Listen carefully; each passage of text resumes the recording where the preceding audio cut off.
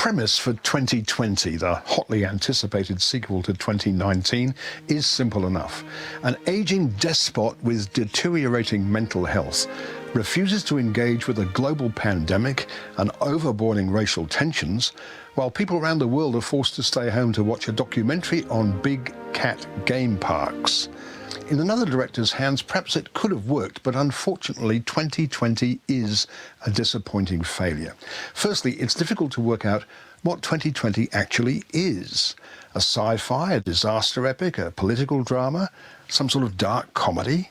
It's hard to tell. We see bushfires, floods, plagues and dust storms, and that's just in the opening credits.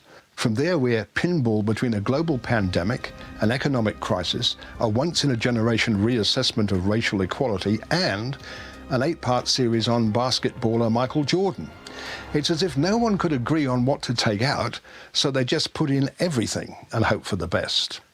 Christopher Nolan's Tenet was easier to follow, and that's saying something. There are plot holes and inconsistencies throughout. In one scene, the US president says the pandemic is a hoax. Only minutes later, he claims his country is dealing with it better than any other nation. He then contracts the virus himself. It's simply not believable. There are moments of comic relief. A billionaire inventor names his child after a piece of programming code. A columnist for the Australian newspaper is awarded an Order of Australia for services to men's rights. Good Lord. But these moments of lightness are few and far between. It's only a matter of time before we're back to a new disaster. Another plague outbreak. A pedophile priest freed from prison. Nickelback's first album in more than a decade. In the end, 2020 is simply unsatisfying. Despite all of the turmoil and upheaval, nothing really changes. It's hard to think of a less enjoyable production. What do you think, Margaret?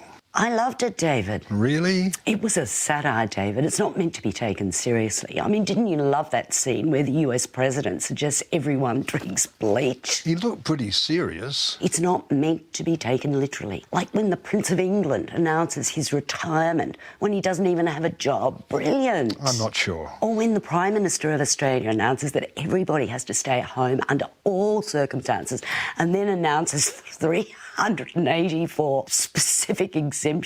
I mean, that's so droll. I thought that was originally a Monty Python sketch. It was. And what about the leader of North Korea dying 4 times? It was a metaphor.